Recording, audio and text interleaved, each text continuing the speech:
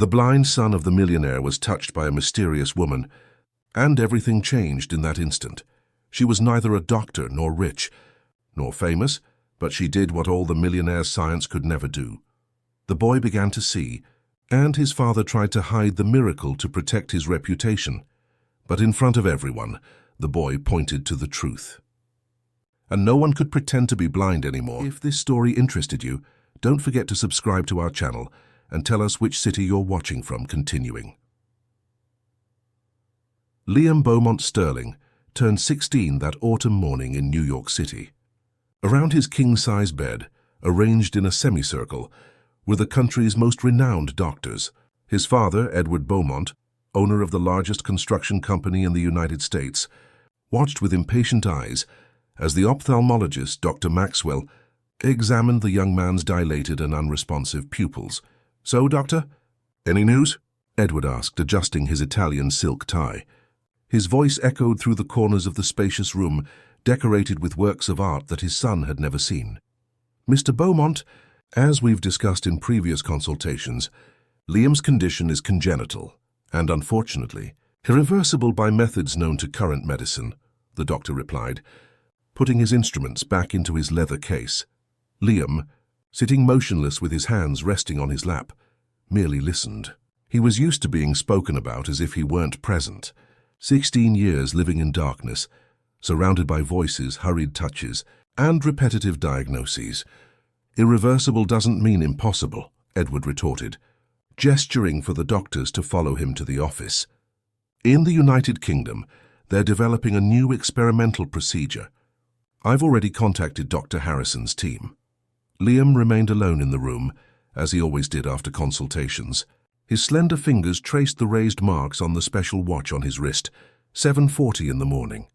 Another birthday that would be like any other day, full of examinations, technical conversations about his condition, and the complete absence of true connection. The Beaumont Mansion, located in the sophisticated Upper East Side neighborhood, was a monument to opulence.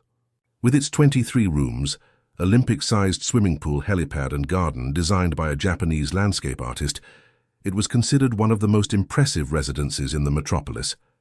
For Liam, however, it was just a labyrinth of cold corridors and empty spaces that he had mentally mapped over the years. "Good morning, young Liam." "Happy birthday!" Mrs. Jenkins' warm voice, the housekeeper who had worked for the family since before his birth, was one of the few that conveyed genuine affection. "I brought your special breakfast. That cheese bread you like and orange juice with ginger." Liam's face lit up with a shy smile. "Thank you, Mrs. Jenkins. At least someone remembered."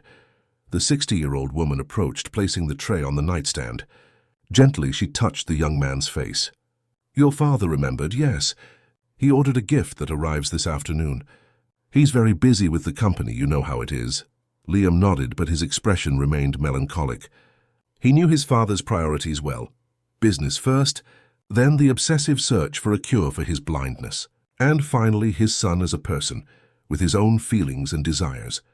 Liam's mother, Eleanor, had passed away 10 years ago, a victim of heart complications. Before she left, the house had music, laughter, and the scent of jasmine she loved to spread through the rooms. Since then, Edward had transformed her absence into compulsive work, and the mansion into an improvised medical center, with sophisticated equipment costing millions and promising miracles that never materialized. "Can I play the piano today, Mrs. Jenkins?" Liam asked, biting into the still-warm cheese bread. "Of course you can, my dear. Your father will be in a meeting with the doctors for quite a while. I'll take you to the music room after breakfast." The grand piano was the only place where Liam felt truly free. His fingers glided over the keys with impressive precision. Self-taught, he had learned to play by ear, developing a musical sensitivity that impressed all the household staff. Edward, however, saw his son's talent as a mere distraction, something to keep him occupied until the real solutions arrived. That afternoon, while playing Chopin, Liam felt a different presence in the room. It wasn't his father's heavy tread, nor the familiar steps of Mrs. Jenkins or the other staff. "Who's there?" he asked, interrupting the melody. "Forgive me for interrupting," a soft female voice replied with a southern drawl. "I'm Clara Everett, the new employee. I started today." Liam turned his face towards the voice. "Do you play the piano?" "No, young man, but my grandmother played a handcrafted dulcimer back in the Everglades, where I'm originally from. Then I lived a long time in New Orleans before coming to New York City." There was something in the cadence of that voice that intrigued Liam. It wasn't the robotic efficiency of the doctors, nor the paternalistic tone of the therapists, or even Mrs. Jenkins's affectionate familiarity. It was something new, authentic. "What do you do here at the house?" he asked, genuinely interested. "I was hired to help with cleaning and organization. Your house is very big," she paused. "But I also know how to do other things. My grandmother taught me many recipes for teas and herbs that cure many ailments." Liam smiled. "I doubt you have anything for eyes that have never seen." The silence that followed was not one of embarrassment, as Liam was accustomed to feeling when he mentioned his condition. It was a contemplative silence.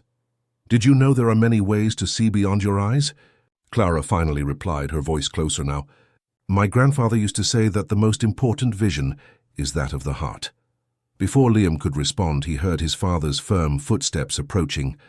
Clara quickly stepped away, murmuring something about needing to finish her tasks. "Liam, the doctors are gone. I have a video conference with the team from the United Kingdom in 10 minutes. Edward entered the room, the sound of his Italian shoes echoing on the marble floor. "Oh, and your gift arrived. A new audio system for your room, the most advanced on the market." "Thank you, Father," Liam replied automatically. "I had them install it during dinner. Speaking of which, don't be late. We have important guests tonight. The new State Secretary of Infrastructure and his wife." Liam nodded. Another dinner where he would be displayed as the poor blind son of the powerful Edward Beaumont. More technical conversations about experimental treatments and remote possibilities. More loneliness in a crowd. When his father left, Liam returned to the piano but couldn't concentrate. The new employee's words echoed in his mind. Vision of the heart. It seemed so simple and yet so distant from the clinical and calculating world he lived in. That night, during the formal dinner, while the adults discussed politics and business, Liam felt a light touch on his shoulder. The soft scent of herbs gave away who it was even before she spoke. "Your special juice?" "Young Liam," Clara whispered, placing the glass next to his plate. The liquid had a different aroma, refreshing and vaguely sweet. "What is this?" he asked in a low voice. "Just a fruit juice with herbs from my garden. Good for relaxing." Liam drank the juice slowly. For some inexplicable reason, he instantly felt calmer, as if a gentle breeze had swept away the constant tension he carried on his shoulders. That night, for the first time in many years, Liam slept deeply, without the recurring nightmares of being lost in a dark labyrinth. In his dreams he glimpsed colors, or at least what he imagined colors to be, and woke with a strange, but pleasant, sense of anticipation. In the weeks that followed, Liam began to look for Clara around the mansion. Something about that simple woman deeply intrigued him. The days followed their usual routine. Private lessons in the morning, sessions with the physiotherapist and psychologist in the afternoon, meticulously balanced meals by nutritionists. But Liam began to find small loopholes to escape constant surveillance. It was on one of these escapes that he found her again. Guiding himself with his cane, Liam had reached the backyard garden, an area rarely frequented by the house's residents. The aroma of leaves and damp earth was comforting, so different from the aseptic smell that predominated in the mansion's interior. "Good morning." "Young Liam." Clara's voice emerged amidst the sound of birds. "I was expecting you to find me here." Liam smiled, turning in the direction of the voice. "How did you know I would come?" "Some people hunger for food, others hunger for knowledge. You, young man, hunger for real life." Clara approached, the sound of her soft steps on the grass. "Come, I want to show you something." She gently took Liam's hand and guided him to a small vegetable patch she had started cultivating with the gardener's reluctant permission. "What is this?" Liam asked, feeling the leaves between his fingers. "This is basil. Smell it." She lightly crushed a leaf near his nose.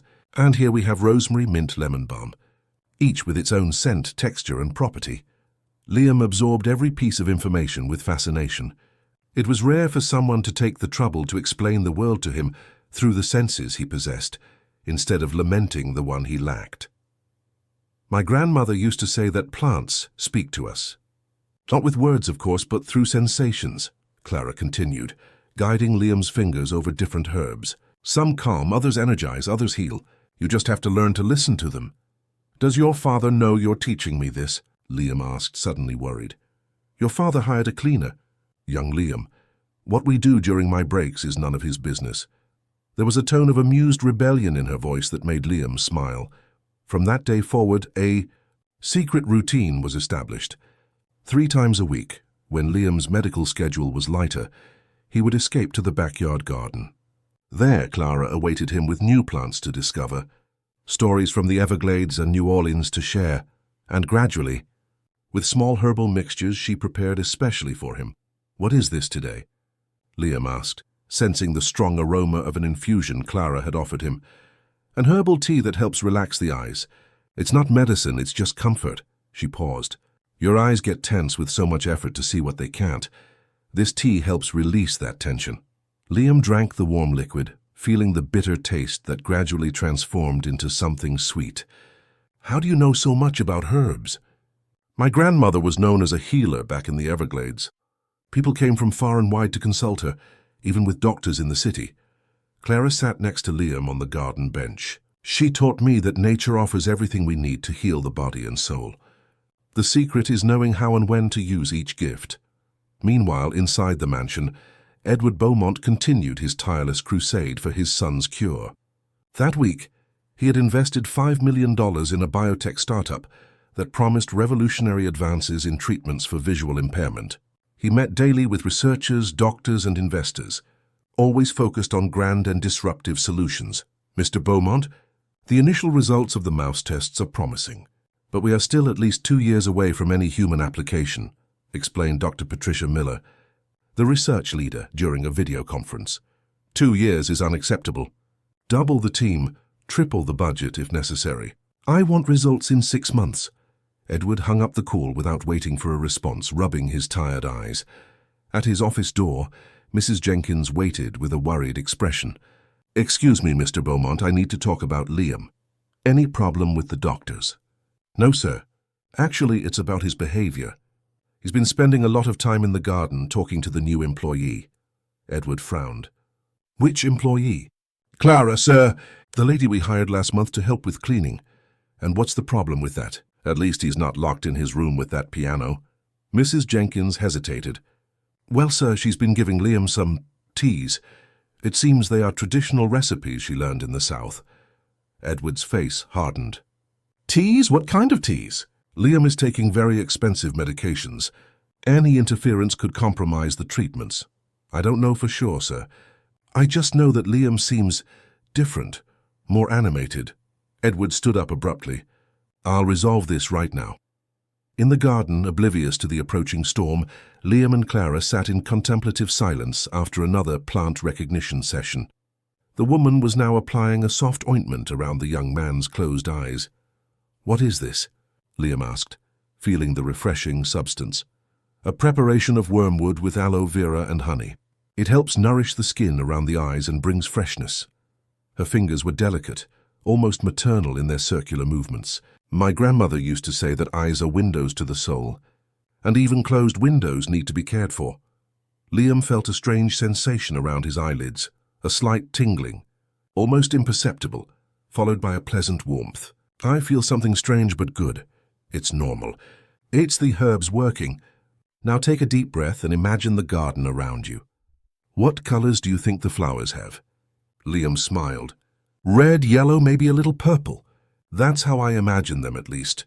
Colors are more than just vision, you know? They have temperatures, personalities. Red is warm and pulsating like a heart. Blue is cool like stream water. Green is alive and renewing like...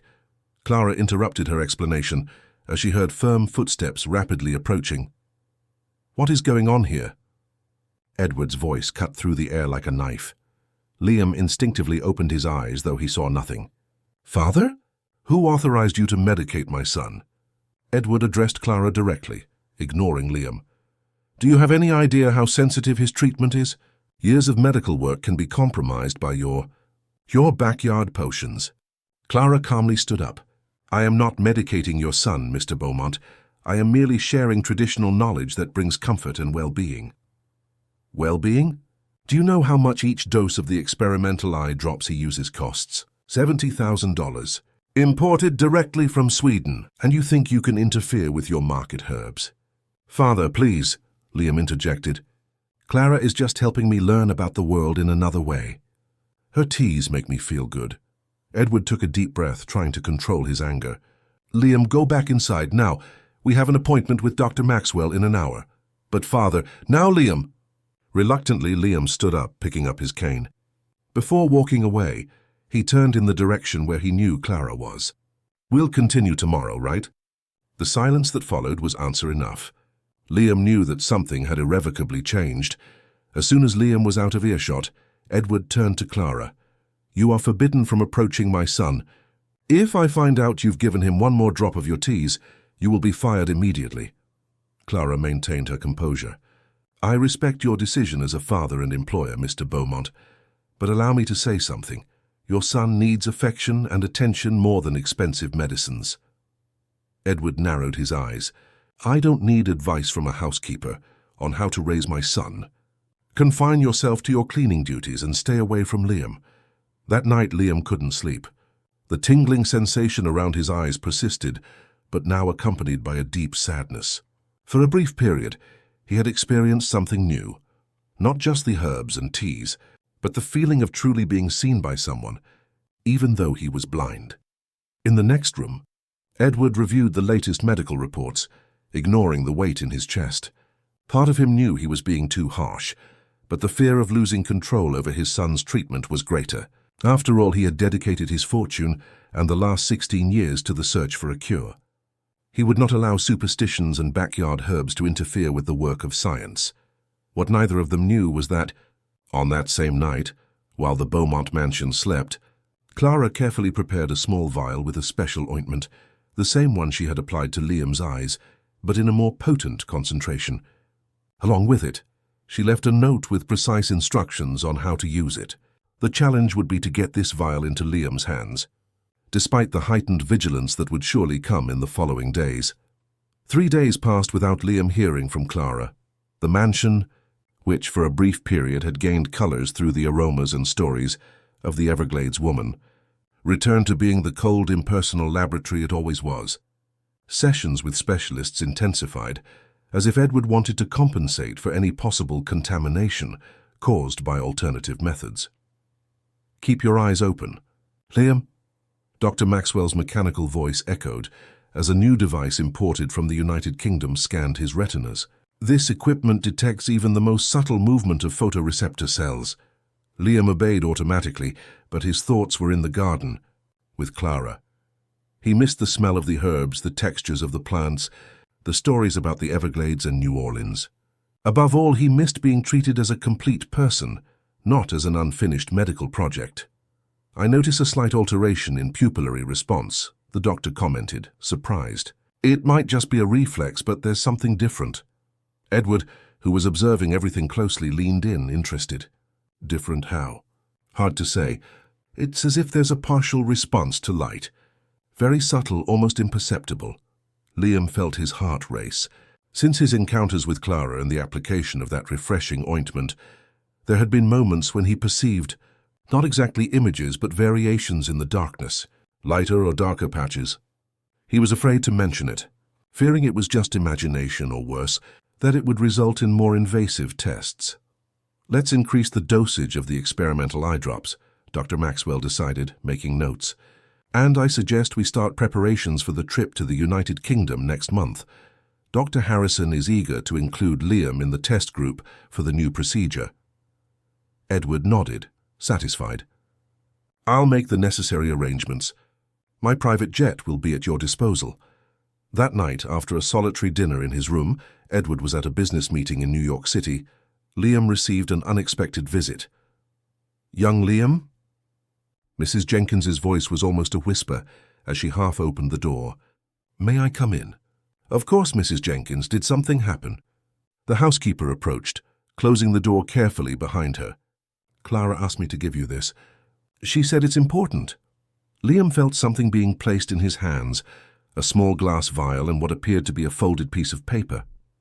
What is this? he asked, surprised and moved to finally have news from the woman. "I'm not sure. She just said you would know what to do and that it was for your good." Mrs. Jenkins paused. "Your father cannot know about this, do you understand? He gave express orders that no one help Clara communicate with you." Liam nodded, pressing the vial against his chest. "Thank you, Mrs. Jenkins. Don't worry, our secret is safe with me." When he was alone again, Liam opened the vial and immediately recognized the aroma. It was the same ointment Clara had applied to his eyes, but the smell seemed more intense, more concentrated. "How will I read the note?" he murmured to himself, frustrated by his limitation. At that moment, he remembered the new virtual assistant his father had installed in his room, a state-of-the-art system capable of reading texts and describing objects. "Assistant, please read this paper to me," he requested, positioning the note under the device's camera. "Reading document," the artificial voice replied. "Dear Liam, apply this ointment around your eyes before bed, every night. 3 drops only. Close your eyes and visualize colors, shapes, faces you wish to see. The important thing is to believe. Vision begins in the soul before reaching the eyes. I will be with you in thought. With affection, Clara." Liam felt a lump in his throat. It was so simple, and yet so different from all the medical instructions he received daily. There was no mention of side effects, contraindications, or statistical success rates, just faith and visualization. That night, following the instructions, Liam carefully applied the ointment around his eyes. The tingling sensation appeared almost immediately, more intense than the first time. Lying in his bed, he began to visualize the world as he imagined it to be. His father's face that he only knew by touch, the garden with its colorful flowers, the sky that so many described as infinite blue. He fell asleep amidst these visualizations and, for the first time, dreamed not of darkness, but of patches of light that danced like luminous butterflies. Upon waking the next morning, Liam noticed something extraordinary. The darkness seemed less dense. It wasn't vision itself, but there was a sensitivity to light he had never experienced before. He could perceive when the curtains were opened, the difference between being facing the window or with his back to it. During breakfast, Edward noticed something different in his son's behavior. "Are you all right, Liam?" "You seem distracted." Liam hesitated.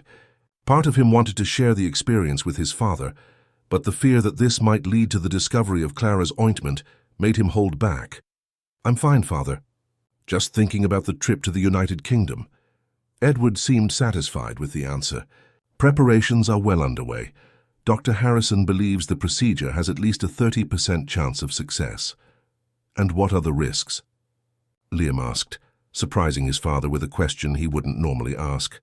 "Risks exist in any innovative procedure," Edward replied, evasively. "But we're talking about the best neurosurgeon in Europe, with the most advanced technology in the world." Liam nodded, but a new doubt began to form within him. For years, he had passively accepted all medical decisions made by his father. Now, for the first time, he questioned whether the path of cutting-edge medicine was the only one possible. In the following weeks, Liam continued to apply the ointment secretly every night. Each day he noticed small changes, more sensitivity to light, occasionally the perception of large moving shapes, like dancing shadows. He told no one about these advances, not even Mrs. Jenkins. He feared that any mention of improvements could lead to investigations and the discovery of his secret. At the same time, during regular medical consultations, the equipment began to detect inexplicable alterations in his retinas. "It's fascinating," Dr. Maxwell commented during an evaluation. "There seems to be a partial regeneration of cells we considered permanently damaged. I can't explain the mechanism, but the results are undeniable." Edward, always pragmatic, attributed the improvement to the expensive experimental treatments. "It's the Swedish eye drops, obviously. And to think they were almost interrupted because of that woman and her backyard herbs." Liam remained silent, torn between joy for the improvements and discomfort over the injustice to Clara. Deep down, he knew that the true catalyst for change was in that small vial he secretly refilled every week. Thanks to Mrs. Jenkins, who served as an intermediary between him and Clara, now relegated exclusively to working in the back of the mansion. One afternoon, while practicing piano, Liam had an experience that left him in shock. In the middle of a Beethoven sonata, He clearly perceived the silhouette of his own hands moving over the keys. It wasn't a sharp vision, more like shadows against a slightly lighter background, but it was undeniably a form of vision. He stopped playing abruptly, his heart pounding. He closed his eyes, took a deep breath as Clara had taught him, and when he opened them again, he continued to perceive the diffuse outline of his hands. "I can see," he whispered to himself, his voice choked. "I really can see something." That night he couldn't sleep. The excitement of the discovery mingled with the moral dilemma he faced. Should he tell his father? The doctors would certainly want to know. But that would mean revealing Clara's secret, likely resulting in her definitive dismissal. The morning brought a decision. During breakfast, Liam decided to run a test. "Father, you're wearing your blue tie today, aren't you?" he asked casually as he buttered his bread. Edward froze, his coffee cup suspended in the air. "How do you know that?" Liam felt his heart race. He had guessed right. The information about the color was a hunch, based on what Mrs. Jenkins had commented about his father's preferences for important meetings. But the confirmation that he was wearing a tie was based on the vague silhouette he could distinguish. "Mrs. Jenkins mentioned yesterday that you'd probably wear the blue tie for the investors' meeting," he quickly replied, omitting the most important part. Edward's expression relaxed, though a shadow of distrust remained. "Yes, I have an important meeting today." The near slip-up made Liam alert. He needed to be more careful. If his father discovered his improvements prematurely, all treatment with Clara could be interrupted before reaching its full potential. What Liam didn't know was that Edward had already noticed subtle changes in his son's behavior, the way his head turned in the direction of movements, how he seemed to react to variations in light. Intrigued, he had asked Dr. Maxwell for a complete evaluation, scheduled for the next day. Meanwhile, in the back of the mansion, Clara worked silently, seemingly focused only on her household tasks. No one noticed the moments when she closed her eyes and murmured ancient words. Taught by her grandmother, prayers that crossed walls and distances, reaching young Liam in his awakening to a new world of perceptions. The full evaluation with Dr. Maxwell proved to be a decisive moment in that story. With Liam seated in the examination chair, surrounded by the most sophisticated equipment money could buy, the doctor performed tests he would not normally apply to patients with congenital blindness. "Liam, I'm going to turn on a light and move it from side to side. I want you to tell me if you notice any change, however minimal," the specialist instructed, adjusting the apparatus. Edward watched from the corner of the room, arms crossed and expression tense. In recent weeks, he had noticed subtle changes in his son's behavior, the way he seemed to anticipate obstacles, how his head turned in the direction of movements, almost as if he could perceive them. "I can see something," Liam replied after a few seconds. "It's not clear, but there's a lighter patch that moves."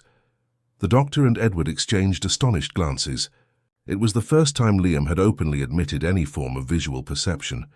"Since when have you been able to perceive light?"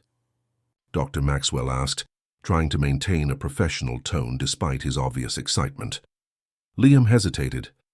It was the moment of truth, or at least part of it. "It started a few weeks ago. At first it was just vague sensations, as if the darkness had different densities. Then I started to notice the difference between light and shadow." Edward quickly approached. "And why didn't you tell us before?" "I was afraid it was just imagination," Liam replied, carefully choosing his words. "Or that it would mean more tests, more procedures?" Dr. Maxwell began to examine Liam's pupils with an advanced ophthalmoscope. "It's extraordinary. There are signs of activity in the photoreceptor cells that were previously completely dormant. I've never seen anything like it in cases of congenital blindness." "So the experimental eye drops are working?" Edward asked, his voice betraying a mixture of emotion and pride. The doctor frowned, thoughtful. "Possibly. Although the mechanism of action of the eye drops did not predict exactly this type of cellular regeneration. It's almost as if something is stimulating the natural regeneration of tissues." Liam maintained a neutral expression, but his heart pounded. The doctor was dangerously close to the truth. "We will intensify all treatments," Edward decided, already grabbing his cell phone to make calls. "I will postpone the trip to the United Kingdom until we better understand what is happening here. Dr. Maxwell, I want daily reports on any progress, however minimal. In the days that followed, Liam's routine transformed into a marathon of examinations. His vision continued to improve gradually. Now he could distinguish not only light and shadow, but basic shapes, especially when they contrasted with the background. The vial of Clara's ointment, however, was almost empty, and Mrs. Jenkins had informed him that the woman had been transferred to work exclusively in the laundry room, an even more isolated area of the mansion. "I need to talk to her, Mrs. Jenkins," Liam pleaded, during a rare moment alone with the housekeeper. "My father can't find out yet, but I'm starting to see. And it's thanks to her ointment." Mrs. Jenkins' eyes widened. "See, my God, Liam, that's a miracle." "I don't know if it's a miracle or science that conventional medicine doesn't understand. I just know it's working, and I need more of that ointment before the vial runs out." The housekeeper promised to try to arrange a meeting, despite the heightened surveillance. Edward, suspecting that something extraordinary was happening, had installed additional cameras at strategic points in the mansion and hired nurses to monitor Liam 24 hours a day, under the pretext of documenting every aspect of his mysterious recovery. The meeting finally happened in the early hours of the morning. When Edward was on a business trip to Washington, D.C., Mrs. Jenkins silently led Liam through the mansion's corridors to the service area, where Clara awaited. "My dear boy," Clara's voice was emotional as she received Liam. "Mrs. Jenkins told me about your vision. Is it true?" Liam smiled, extending his hand in the direction of the voice. "I can see your silhouette now, Mrs. Everett. It's not clear vision, but I can distinguish where you are. I see your shape moving." Clara took his hands in hers. "The ointment worked then. My grandmother would be proud." "It's almost gone," Liam explained. "And now my father has intensified the medical treatments. He's convinced that the expensive medicines are what's working." "And that bothers you," Clara observed, more as a statement than a question. Liam nodded. "It's not fair. You're being treated as if you're nothing, while doctors who never got results are getting all the credit. Truth has its own time to reveal itself." "Young man." Clara briefly stepped away, and Liam heard the sound of glass clinking. "I brought more ointment. This one is even more potent than the previous one. But it must be used with caution, only 2 drops at a time." Before they could continue their conversation, Mrs. Jenkins appeared in a hurry. "Someone's coming! Quick, Liam, we have to go back to your room." In the haste of separation, Liam barely had time to thank Clara. With the new vial safely in his pocket, he let Mrs. Jenkins guide him through the silent corridors of the mansion. What none of them knew was that their conversation had been partially captured by the newly installed security system. The next morning, when Edward returned from his trip, he was greeted by his head of security with a worrying report. "Sir, the cameras recorded unusual movement in the early hours. Your son was in the service area talking to one of the employees." "Which employee?" Edward asked, already fearing the answer. "Clara Everett, sir. The one you had forbidden from having contact with young Liam." Edward felt his blood boil. "Show me the recordings." The video, though without clear audio due to the distance, showed Liam and Clara in an intimate conversation. And the moment something was passed from the woman to the young man, something he quickly hid in his pocket. "I want that woman in my office immediately," Edward ordered, barely containing his fury. "And not a word about this to Liam until I speak with him personally." The confrontation was tense. Clara, with the serene dignity that characterized her, stood before Edward's imposing desk while he glared at her. "I gave express orders for you to stay away from my son. Not only did you disobey, but you continued to medicate Liam with your untested substances." Edward's voice trembled with suppressed anger. "What exactly have you been giving my son?" "A traditional ointment, sir, made with medicinal herbs known to stimulate circulation and cell regeneration." "And you think a backyard ointment can cure a condition that specialists worldwide have declared irreversible?" Edward laughed sarcastically. "What arrogance!" Clara remained calm. "I do not claim to have cured your son, sir. The human body has extraordinary healing capabilities when it receives the correct stimulus. The ointment merely awakened something that was already dormant within him." "Pure charlatanism," Edward retorted, standing up. "You're fired, Miss Everett. You have 1 hour to collect your belongings and leave my property. And be thankful I'm not suing you for illegal practice of medicine. And what if the ointment is truly helping your son?" Clara asked, undeterred. Have you considered that, Mr. Beaumont? What if all these expensive treatments weren't the answer? Edward hesitated for only a second before replying in a cold voice. My son is under the care of the best specialists in the world. Any improvement in his condition is the result of those treatments, not your magic potions. Ask him, Clara suggested simply. Ask Liam what he believes is helping. Get out of my house, Edward ordered, pointing to the door.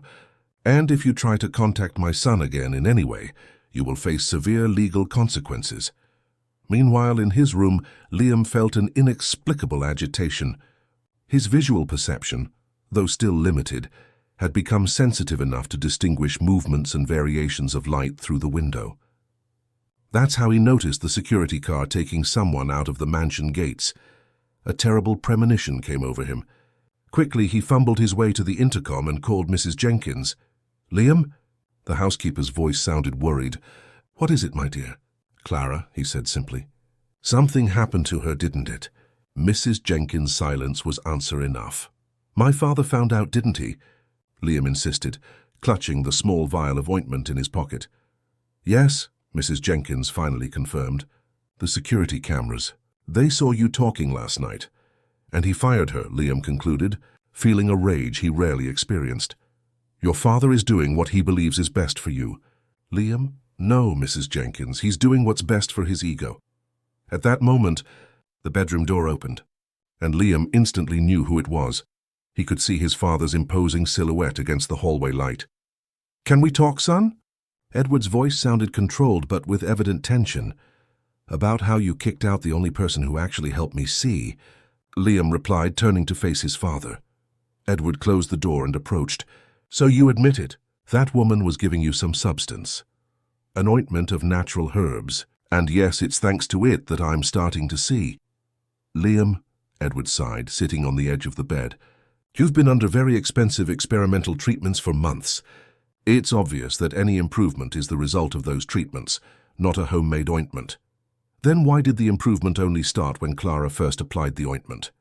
Liam questioned, his voice firm.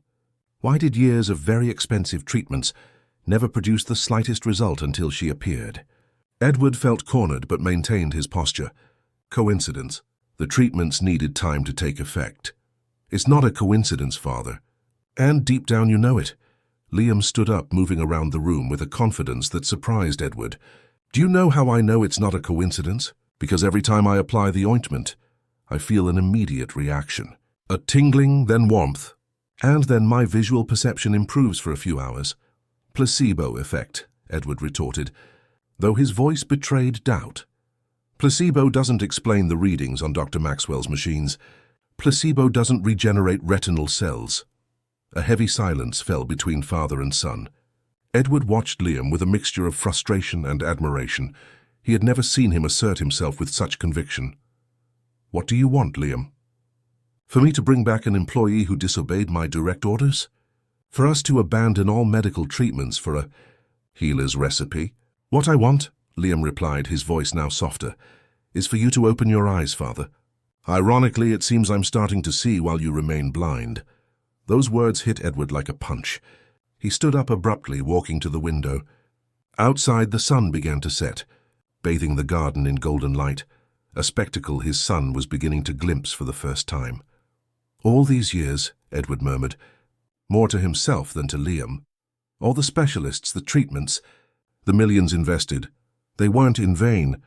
Liam completed, surprising his father. They kept my eyes healthy enough for Clara's ointment to work. Maybe that's it. Not one or the other, but the combination. Edward turned, facing his son. For the first time, he noticed how Liam seemed to follow his movements with his eyes. Not perfectly, but definitely reacting to his visual presence. I need time to think, he finally said. Don't do anything rash, Liam. We'll continue with the medical treatments for now. And what about Clara? I said I need time. That night, alone in his office, Edward faced the greatest challenge of his life, greater than building his financial empire, greater even than dealing with the loss of his wife. His pride and his deepest convictions were being questioned. On his desk lay a sample of Clara's ointment, which he had confiscated from Liam's room. Beside it, preliminary results of the chemical analysis he had urgently requested from a private laboratory. no natural compounds. Anti-inflammatory properties, peripheral circulation stimulants, nothing toxic or hallucinogenic detected. Science, in which he placed so much trust, offered no clear answers this time. There was no conventional medical explanation for the effect of that homemade ointment on Liam's eyes. Edward picked up the phone, hesitated, and finally dialed a number. The decision he was making at that moment would change not only his son's future, but his own understanding of healing, science, and faith. The week following Clara's departure was one of the most tense in the Beaumont mansion. Liam, in silent protest, refused to cooperate fully with the medical treatments. He participated in the exams, but without the enthusiasm of before. His vision, which had improved significantly, seemed to stagnate again, although he continued to secretly apply the rest of the ointment he had saved. Edward, in turn, immersed himself in an obsessive investigation. He sent samples of the ointment to 3 different laboratories, consulted ethnobotanists, pharmacologists, and even traditional healers from various regions of the United States. The answers, though varied, converged on a common point. There were medicinal properties in the plants used, but nothing that scientifically explained the almost miraculous effect on Liam's eyes. The results from the Swedish laboratory have arrived. Mr. Beaumont, his assistant informed him, handing him a sealed folder. They identified all the components of the ointment, but, well, the report says the combination is interesting, but insufficient to produce neural regeneration of the observed magnitude. Edward dismissed the assistant with a gesture and opened the report. Once again, science proved unable to explain what was happening to his son. It was as if Clara's ointment contained some element that the most advanced equipment could not detect. That afternoon, during another battery of examinations, Dr. Maxwell noticed something worrying. Cell regeneration seems to have slowed down in recent days. Edward, he commented, analyzing the images of Liam's retinas, it's as if the process has lost momentum. What does that mean? Edward asked, casting a quick glance at Liam, who remained impassive in the examination chair. Hard to say. It could be a natural plateau, or it could indicate that the treatment is losing efficacy. The doctor adjusted his glasses, thoughtful. Perhaps we should reconsider the trip to the United Kingdom sooner than planned. Liam, who had been following the conversation intently, finally interjected, or perhaps we should reconsider what was actually working. The comment was met with a tense silence. Edward and the doctor exchanged uncomfortable glances. Liam, Dr. Maxwell began in a conciliatory tone, I understand that you believe that homemade ointment was helping, but it's not a matter of belief, Liam interrupted. It's a matter of evidence. I had no visual perception until I started using the ointment. Now that I've stopped, or rather now that I'm using the last drops I have left, the improvement is slowing down. The correlation is clear. Edward cleared his throat, visibly uncomfortable.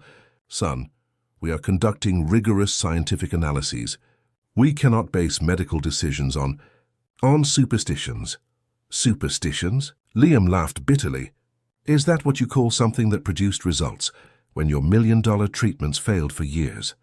Dr. Maxwell, sensing the family tension, discreetly gathered his equipment. I'll leave you two to talk. Edward, we can discuss the next steps when you're ready. When they were alone, the silence weighed between father and son. Edward looked at Liam as if seeing him for the first time, no longer as the fragile, dependent boy, but as a determined young man with his own opinions. Do you really believe that a backyard ointment can do what modern medicine couldn't in 16 years? He finally asked, his voice more tired than defiant. Liam sighed.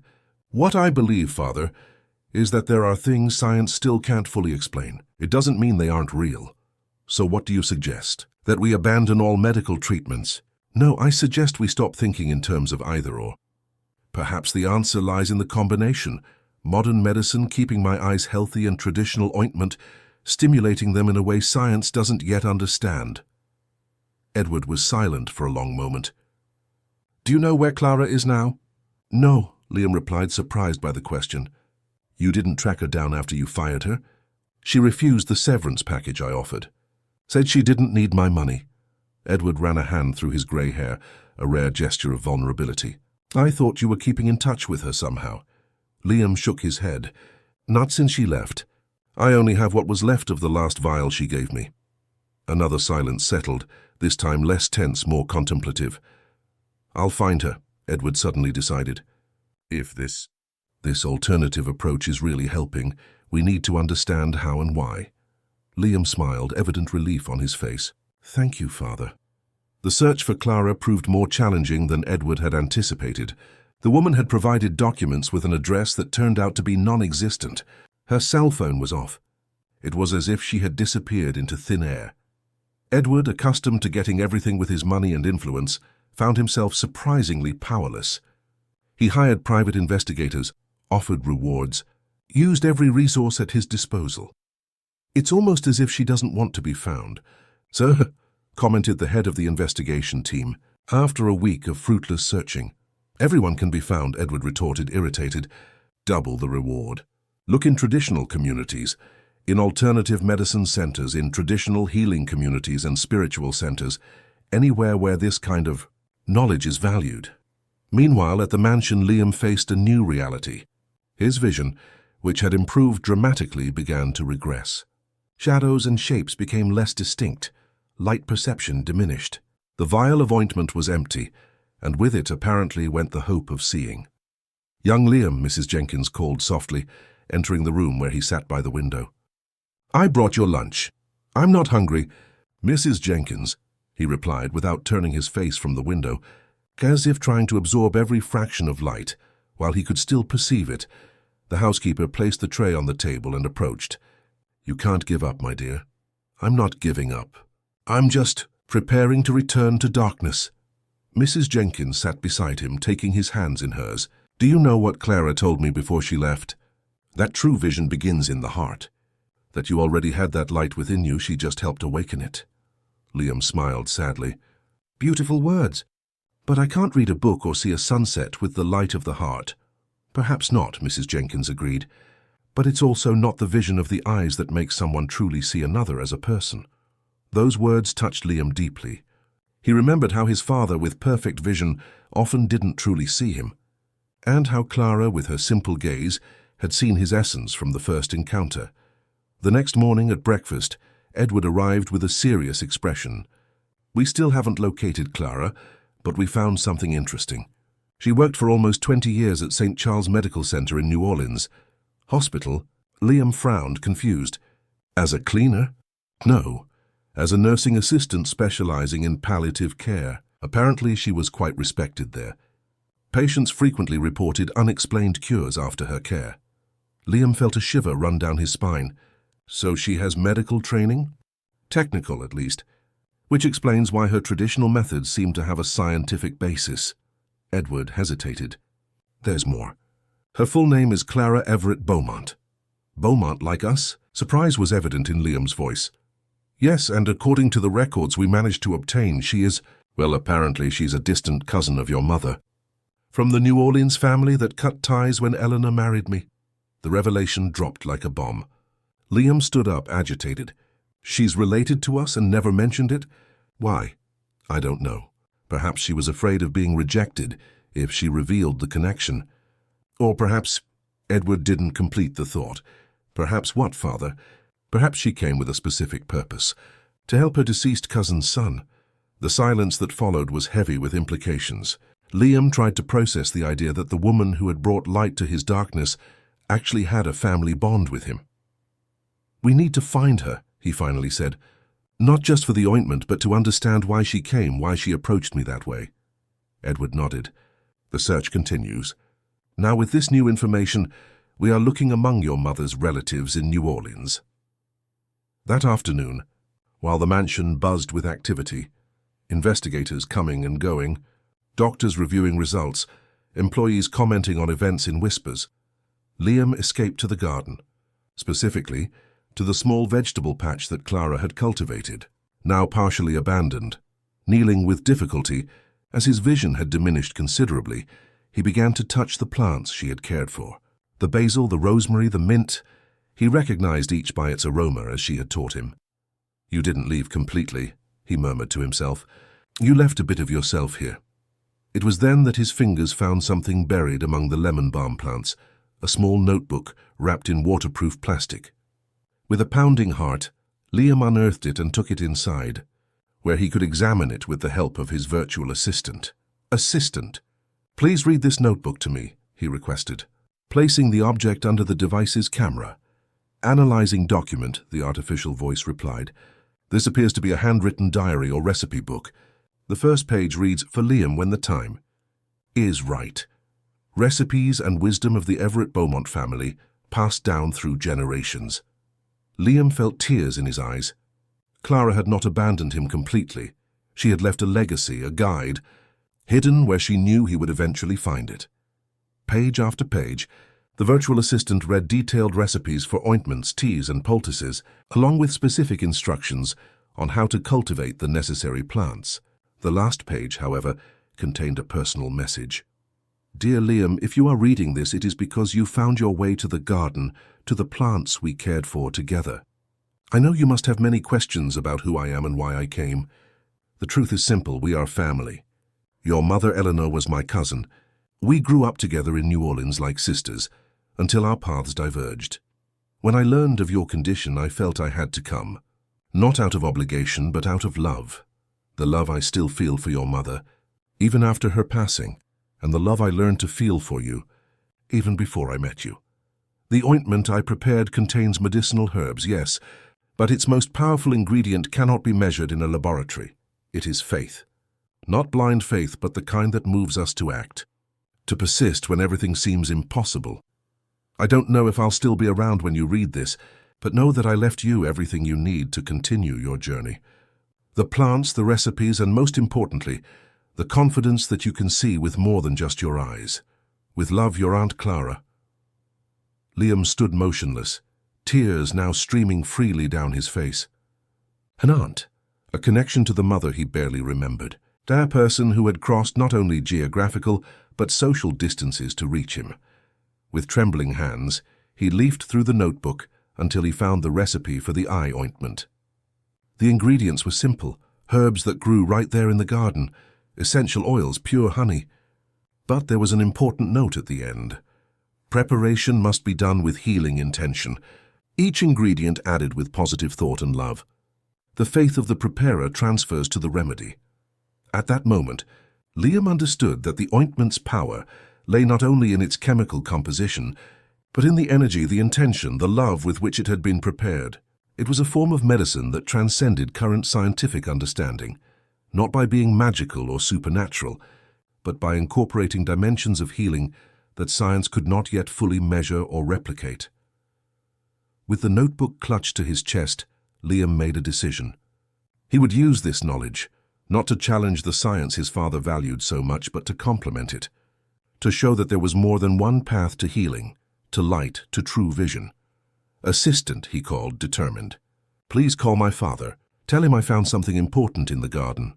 Edward contemplated the small notebook in his hands, each page turning like a chapter of his own life being rewritten. The meticulously detailed recipes, the personal notes, the unexpected family connection, everything challenged the foundation of convictions on which he had built his existence. As he read the last page, Clara's personal message to Liam, his usually impassive face betrayed long-suppressed emotions. "Your mother never mentioned a cousin named Clara," he finally commented, closing the notebook. Liam, sitting beside him on the office sofa, nodded. "Perhaps because her family rejected her when she married you. It must have been too painful to talk about it." Edward sighed deeply. It was true. Eleanor's family, traditional and middle-class from New Orleans, had never approved of her marriage to the then-emerging New York City businessman, seen as arrogant and materialistic. The break had been almost complete, with only rare and tense visits during the first years of marriage, ceasing completely after Liam's birth. "So Clara is technically your aunt," Edward reflected. "And she came to work here without revealing her identity." "To help me," Liam completed. "She knew about my condition and deliberately came, getting a job as a cleaner even though she had nursing assistant training." Edward stood up, walking to the window that overlooked the garden. Outside, the sun began to set, bathing the New York City skyline in orange tones that his son could now vaguely distinguish. "According to the notebook, we can reproduce the ointment," Liam said, breaking the silence. All the ingredients are here in the garden, except for some essential oils that we can easily buy. And you believe it will work if we prepare it, without her." Edward's voice contained a mixture of skepticism and hope. She left specific instructions about the importance of intention during preparation. "She says the preparer's faith transfers to the remedy." Liam paused. "I know that sounds unscientific to you, Father." To Liam's surprise, Edward chuckled, a rare sound in recent years. "Do you know what my first investment was? What started the Beaumont fortune?" "No, you never talked much about the beginnings of your businesses." "A small herbal remedies factory in Hilo, Hawaii." Edward turned to face his son. "I bought it for a pittance from an old botanist who was going out of business because no one believed in his native remedies. I reformulated the presentation, hired scientists to validate some formulas, and in 5 years I was exporting throughout North America." Liam's eyes widened, genuinely surprised. "You never told me that." "Because I eventually sold the company when bigger opportunities arose. Construction, the financial market, they seemed more respectable." Edward shook his head as if only now realizing the irony. "But do you know what the old botanist told me when we signed the sales papers?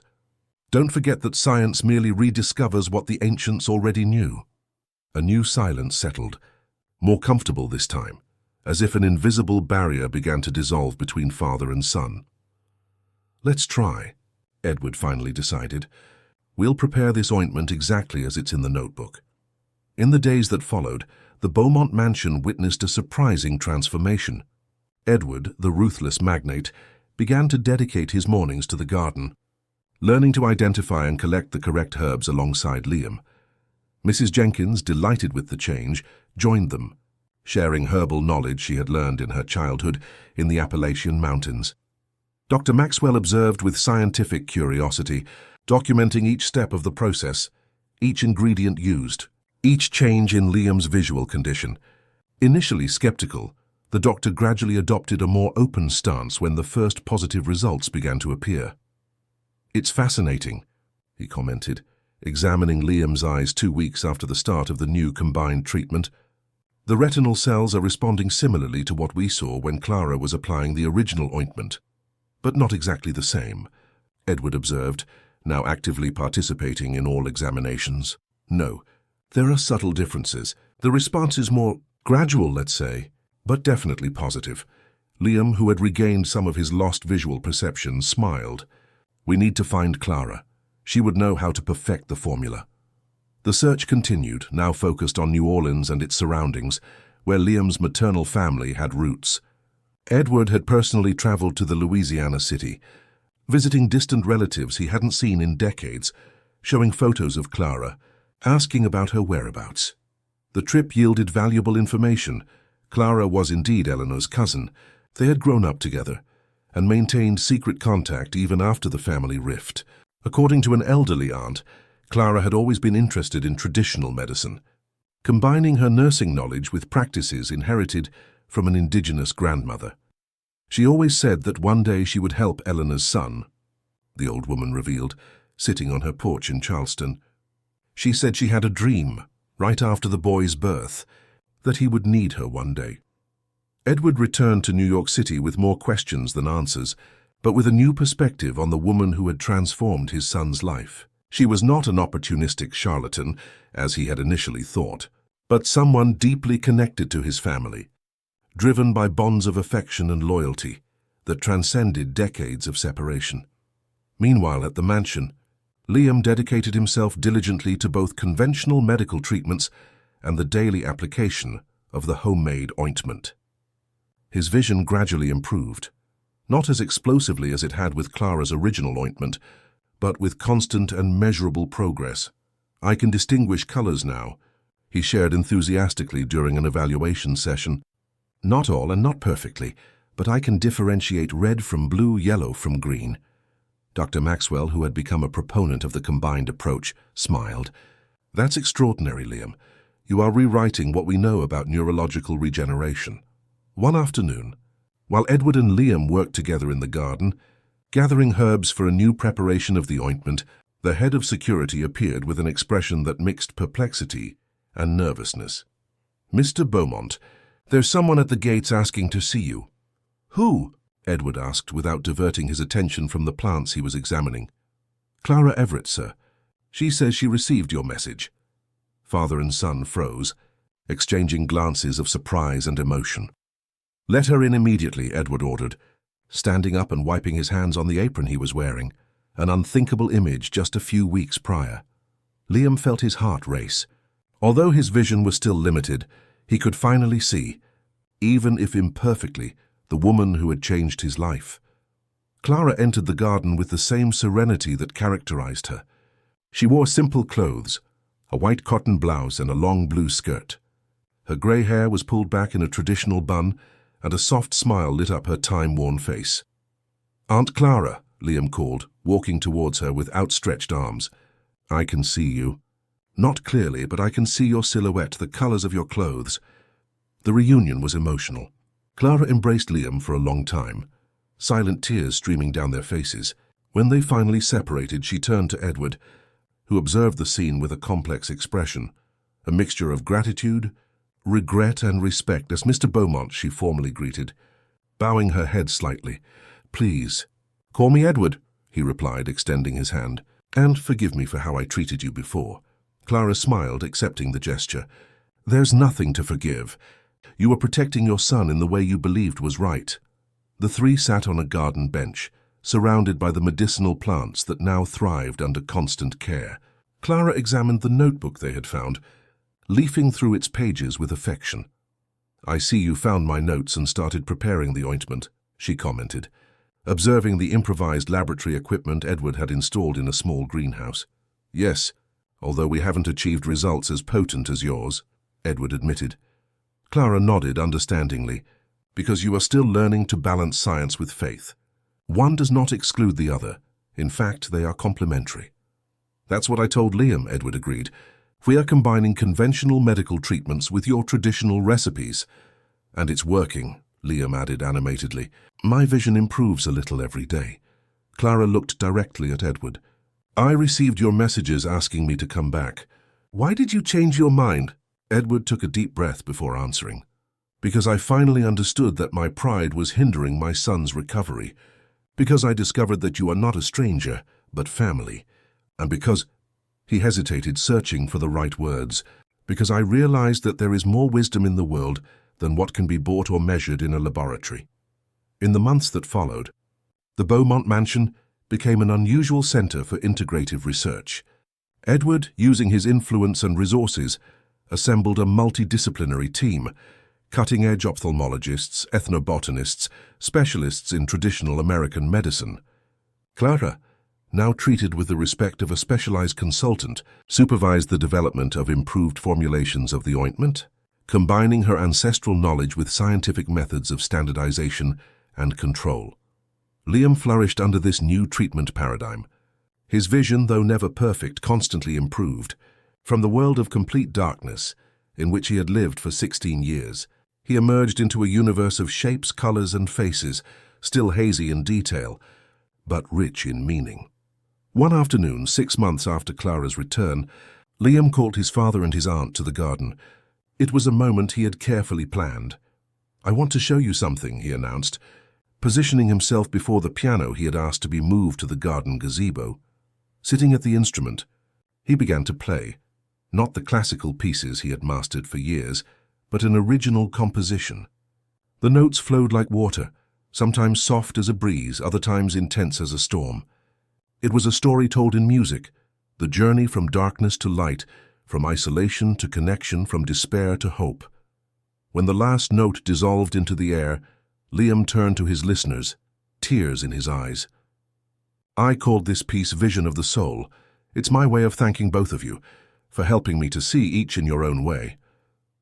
Edward, visibly moved, approached his son. "It is we who thank you, Liam.